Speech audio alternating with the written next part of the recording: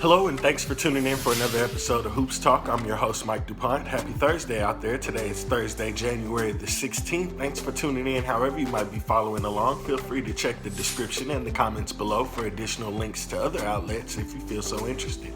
Now let's just dive right in, looking at last night's hoops action, starting with the last game first. And the Dallas Mavericks got a 127-123 victory over the Sacramento Kings last night. 6 scorers finished in double figures for Dallas, including Luka Doncic, who finished with a 25-point triple-double. How about that? 25 points, 17 assists, 15 rebounds for Luka.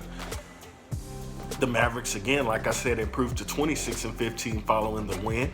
The Sacramento Kings did have 3 scorers finish in double figures. Double figures. They did have 3 scorers finish with 20 points or more, including De'Aaron Fox, who finished with 27 points, 12 assists, and 7 rebounds in the loss. Again, the Dallas Mavericks improved to 26-15 in the win. The Sacramento Kings fall to 15-26 in the loss. Portland Trail Blazers over the Houston Rockets. Portland improves to 18-24, while the Rockets fall to 26-14 with an opportunity to gain some ground on the Mavericks. Again, that loss coupled with the Mavericks win is going to have some interesting things happening in that Southwest Division. Yesterday, they were only separated by a game and a half. That would, I believe, if not make them separated by a game, make them separated by only a half game following that Rockets loss to the Trailblazers last night. Again, the Rockets did lose 117-107 to the Portland Trailblazers last night. Hassan Whiteside led the way for Portland with 18 points and 18 rebounds, just a bully in the paint. If you watch the game, there were several different instances where Hassan Whiteside was matched up against people he had that had no business trying to guard him, including James Harden. Carmelo Anthony also had an impressive performance against what would be disrespectful for me to call his old team, since he really just spent a couple of weekends there. But Carmelo Anthony did finish with 18 points and 12 rebounds in the victory.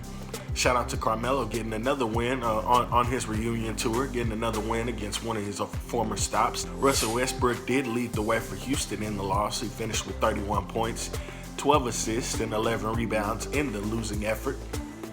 James Harden, another struggle night. We talked about him last night.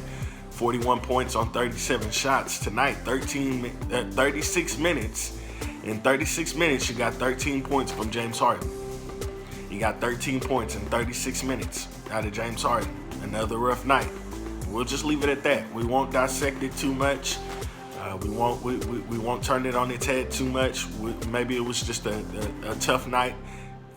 Back in the second night of a back-to-back.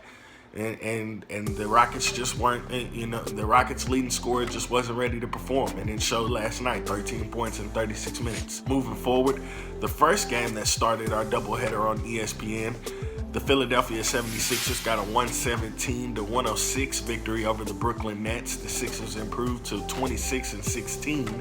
They did get that win at home. It was a much-needed victory. The Brooklyn Nets fall to 18-22. The Brooklyn Nets had 6 scorers finishing double figures in the loss, including Spencer Dinwiddie with 26 points. Tobias Harris led the way for the Philadelphia 76ers in their winning effort. Tobias finished with 24 points. Tobias finished with 34 points. Put some respect on that man's name. Tobias finished with 34 points, 10 rebounds, while Ben Simmons finished with 20 points, 11 assists, and 6 rebounds in the winning effort. The Philadelphia 76ers, like I said, improved to 26-16 following the win. They are not a part of the doubleheader on TNT tonight. Tonight on TNT, we've got a doubleheader. The Boston Celtics will take on the Milwaukee Bucks at 7 p.m. on TNT. I'd love to hear from my friend Ike and hear his thoughts on the number 1 seed in the Eastern Conference taking on the 2 seed in the Eastern Conference, what his expectations are from his Celtics tonight as they look to gain some ground on the number 1 team, not only in the Eastern Conference, but also in the NBA. Love to hear your thoughts as well. It's not just limited to my friend Ike. I would love to hear your thoughts as well for anyone out there listening on whatever outlet you might be following along. What are you going to be looking for tonight from the Greek Freak? What are you going to be looking for from the Boston Celtics? What are you interested? What are you curious to see? Are you going to be watching this game at all? The second half of that TNT doubleheader is going to be concluded when the Denver Nuggets take on the Golden State Warriors at 9:30 p.m. on TNT. That's slated for a 9:30 p.m. tip-off. Again, if that first game, we hear this every night, if that first game runs late, then that second game will tip when it concludes. But as of now, that second game, Denver versus Golden State, the Nuggets versus the Warriors, has a 9:30 p.m. tip. Looking pretty one-sided on the preview end as we head into the game. The Denver Nuggets 4-1 in their last 5 contests. The Golden State Warriors 0-5 in their last 5 contests, just looking for a win. Again, that'll be an interesting matchup to follow. The Denver Nuggets will be taking on the Golden State Warriors at 9:30 on TNT. Interested to hear from you as well, who you've got winning that game, if you'll be following that game at all, if it'll be worth following, as the Golden State Warriors are 0-5 in their last 5 contests, and no one named Steph or Clay is playing. So will that be worth following at all at 9:30, or will you head to bed a little bit early? Be interested to hear from you. We haven't taken a stroll to Vegas here recently, and so for anyone that might be curious, the Phoenix Suns are taking on the New York Knicks tonight.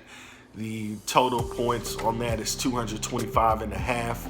Again, the total on that is 225.5 between Phoenix and New York. If you can find that, I would advise you to take the over. That would be a very interesting over between Phoenix and New York. Again, that'll be 225.5 if you can find it. Not a point, not a half of a point lower, not a half of a point higher. 225.5 if you can find that. I would definitely advise you to take the over. Again, thanks for tuning in. We'll see you tomorrow. Have a great day. Be blessed.